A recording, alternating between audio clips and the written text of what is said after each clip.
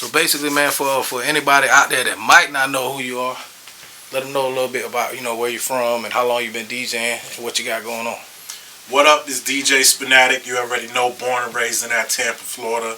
Representing that Street Runnaz, founder of that shit, you already dig. Terror Squad International DJ. Been out here DJing for 18 years straight. Never took no breaks because it's all gas. What really made you want to be a DJ? Like, how did it all really start for you? I mean, as crazy as it sounds, I was like 3 years old and I was in Miami with my family. And that was the first time I heard a DJ on the radio mixing like different beats with acapellas. I never heard that. But I like music so much, I picked up on that already. I was asking my parents like, yo, why is this beat? You know what I mean? And then my dad explained to me what a DJ was.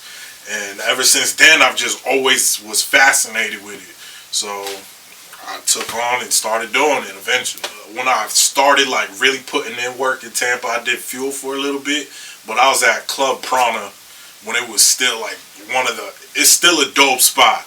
But it was like the spot back then, and I was there every Friday, just killing it. And that's when I started building my name in the city, and like people on the scene knew me for doing that. So, I mean, like as far as it went for like hip hop, Bone Thugs really got me into it. Like hearing their music and their style got me into hip hop.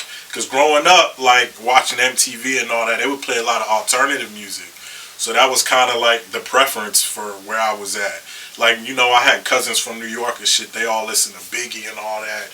And I would eventually fall into that from hanging around them more. But it was like Bone Thugs that really got me into hip-hop music. Like, in early DJing, it was Funk Flex. I used to listen to all his, his mixtapes that he had back in the day. And then, like, Green Lantern and DJ Drama. Those are, like, my huge mixtape influences. Before I started Street Runnaz, I always did mixtapes locally with a lot of local music or what was hot on the radio, just like party club vibes, you know what I mean? And I started doing CD duplication, and I did an order for DJ Smalls, and he needed 9,000 CDs. I'm like, dang, I would pass out 1,000 or 1,500. I'm like, why does this guy need 9,000? I heard his name, but I didn't really understand the mixtape game yet. So I Googled him, and I seen his name was everywhere. I was like, what the hell? So that's when I started Street Runnaz. He had Southern Smoke. I'm like, I'm going to do something, get my brand out. My mixtapes is hot. You know what I mean? So I know I'm going to be able to stand out somehow. So I made them, and I just started shipping them out to all the stores for free. I wasn't charging them nothing because they wouldn't put it up. They're like, oh, we never heard of you. So I'm like, take it for free. It's yours. They took it, they started selling it, and then I just cut them all off. They start, hey, what's up with the next CD? We need that. So then I just started it like that.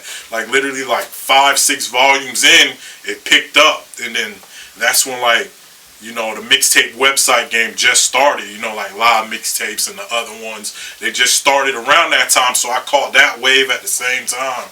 And it was just an epidemic after that. How do you feel about the mixtape game right now, as far as in putting out mixtapes and DJs hosting mixtapes, just the whole mixtape game in general, like from where you started to where it's at now? Like, how do you feel about where it's at? It was like I liked it better a few years ago before the websites, because that kind of watered it down in the street. Like, I miss putting the CDs out and all that. I was like a huge part of it, distroing it, but a lot of that died down due to going digital. But, it's beneficial at the same time. But, like, I came from a vinyl era, so being a DJ took a lot more than having a laptop and downloading music. You had to actually buy vinyl or be on radio to get it for free, and not to mention lug 70-pound crates to the club. Like, these DJs now will never understand that.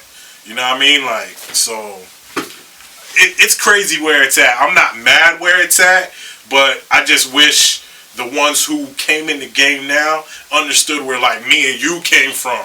You know what I mean? Doing the shit forever. They will never know that side. They won't ever have to do it.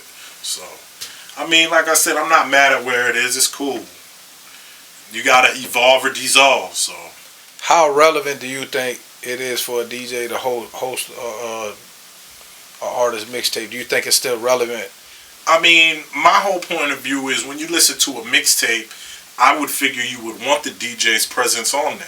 They're gonna set the music up in a certain way where it either tells the story better or it sets a certain vibe. Like it'll take you on a journey through that DJ's ears. You know what I mean? Like that's what a DJ does. Like they set the vibe, they set the tone. So when you don't have a DJ on there, whether you think they talk too much sound effects, it's like save that for your album. Like your mixtape, you need that DJ presence. Whether, I mean, you know, a lot of times I guess the artists feel like they might be breaking a DJ or something, but it's like, if that's the case, get a DJ out your camp and do that. Nonetheless, I feel the DJ presence, it's needed in the mixtape game. Like, what's a mixtape without a DJ?